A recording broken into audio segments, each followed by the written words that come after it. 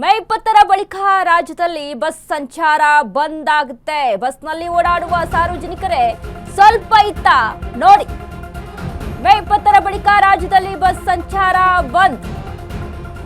ಬಸ್ನಲ್ಲಿ ಓಡಾಡುವ ಸಾರ್ವಜನಿಕರೇ ಸ್ವಲ್ಪ ಇತ್ತ ಗಮನ ಹರಿಸಿ. ಮತ್ತೆ ಬೃಹತ್ ಮುಷ್ಕರಕ್ಕೆ ಮುಂದಾಗಿರುವ ಸಾರಿಗೆ ನೌಕರರು.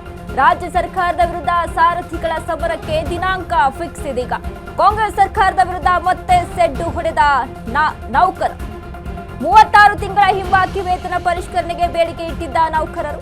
ಆದ್ರೆ 26 ತಿಂಗಳ ಹಿಂಬಾಕಿ ಕೊಡುವುದಾಗಿ ಹೇಳಿದ್ದ ಇಲಾಖೆ. ಮೊದಲ ಕಂತು ಎಂದು 1,271,000 ಕೋಟಿ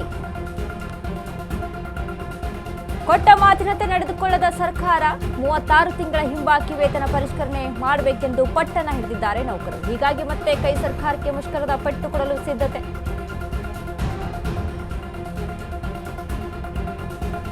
ನೋಡಿ, ಈಗಾಗಲೇ ಸರ್ಕಾರ ಹೇಳಿತ್ತು 26 ತಿಂಗಳ ಹಿಂಬಾಕಿಯನ್ನ ನಾವು ಕೊಡ್ತೀವಿ ಅಂತ. ಬಟ್ ಸಾರಿಗೆ ನೌಕರರು ಹೇಳ್ತಾ ಇದ್ದಾರೆ 26 ತಿಂಗಳ ಬೇಡಿಕೆ ನಮ್ದಲ್ಲ, 36 ತಿಂಗಳದ್ದು ಕೊಡಬೇಕು.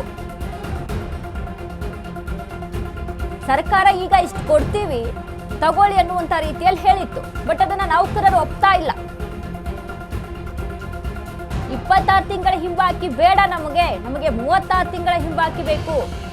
1,571,000 ಕೋಟಿ ರೂಪಾಯಿ ರಿಲೀಸ್ ಮಾಡಿತ್ತು.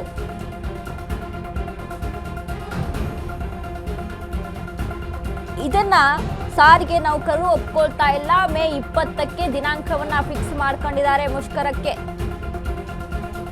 ಇದಕ್ಕೆ ಸರ್ಕಾರ ಏನ್ ಕ್ರಮ ತೆಗೆದುಕೊಳ್ಳುತ್ತೆ ಅನ್ನೋದನ್ನ ಕಾದ್ ನೋಡ್ಬೇಕೀಗ. ಯಾಕಂದ್ರೆ ಈ ಹಿಂದೆನೂ ಸಹಿತ ಮುಷ್ಕರಕ್ಕೆ ಮುಂದಾಗ್ತೀವಿ, ಪ್ರತಿಭಟನೆ ಮಾಡ್ತೀವಿ ಅಂತ ಅಂದಾಗ ಅವ್ರ ಮೇಲೆ ಹೆಜ್ಮಾ ಜಾರಿ ಮಾಡುವಂಥದ್ದು, ಕಾನೂನಾತ್ಮಕವಾಗಿ ಅದನ್ನ ತಡೆಗಟ್ಟುವಂತಹ ಪ್ರಯತ್ನ ಸರ್ಕಾರ ಈಗಾಗಲೇ ತುಂಬಾ ಬಾರಿ ಮಾಡ್ಬಿಟ್ಟಿದೆ. ನಮಗೆ ಪ್ರತಿಭಟಿಸೋಕ್ಕೂ ಕೂಡ, ಅದ್ರ ಬಗ್ಗೆ ನಮ್ ಧ್ವನಿ ಎತ್ತಕ್ಕೂ ಕೂಡ ನಮ್ಗೆ ಅವಕಾಶ ಮಾಡಿಕೊಡ್ತಿಲ್ಲ ಸರ್ಕಾರ ಅನ್ನುವಂತಹ ಆರೋಪ ಇದೆ. ಈಗ ಮೇ 20ಕ್ಕೆ ನಾವು ಪ್ರತಿಭಟನೆ ಮಾಡ್ತೀವಿ, ನಾವು ಮುಷ್ಕರ ಮಾಡ್ತೀವಿ ಅಂತ ಏನು ಸಾರಿಗೆ ನೌಕರರು ಪಟ್ಟು ಹಿಡಿದಿದ್ದಾರೆ, ಮಾಡ್ತೀವಿ ಅನ್ನುವಂಥ ಒಂದು ದಿನಾಂಕವನ್ನ ಫಿಕ್ಸ್ ಮಾಡಿದ್ದಾರೆ. ಇದಕ್ಕೆ ಸರ್ಕಾರ ಇನ್ನು ಯಾವ ಕ್ರಮ ತೆಗೆದುಕೊಳ್ಳುತ್ತೆ ನೋಡಬೇಕು. ಬಟ್ ಹಲವಾರು ಬೇಡಿಕೆಗಳನ್ನ ಇಟ್ಕೊಂಡು 36 ತಿಂಗಳ ಹಿಂಬಾಕಿ ಕೊಡಬೇಕು, ನಮಗೆ ಹಿಂಬಾಕಿ ವೇತನ ಬರಬೇಕು. ಬಟ್ ಇಲ್ಲಿ ಹೇಳ್ತಾರೆ 26 ತಿಂಗಳದ್ದು ಕೊಡ್ತೀವಿ. ಕೊರೋನಾ ಟೈಮಲ್ಲಿ ಆಗ್ಲೂ ಸಹಿತ ಎಲ್ಲರೂ ಕೂಡ ರೆಸ್ಟ್ ಅಲ್ಲಿದ್ರೆ, ಕೊರೋನಾಕ್ಕೆ ಹೆದರ್ಬಿಟ್ಟು, ಆ ರೋಗಕ್ಕೆ ಹೆದರ್ಬಿಟ್ಟು ಎಲ್ಲರೂ ಕೂಡ ವಿಶ್ರಾಂತಿಯನ್ನ ಪಡೆದುಕೊಳ್ತಾ ಇದ್ರೆ ನಮ್ಗೆ ಯಾವುದೇ ರೀತಿಯಾದಂಥ ರೆಸ್ಟ್ ಇರಲಿಲ್ಲ.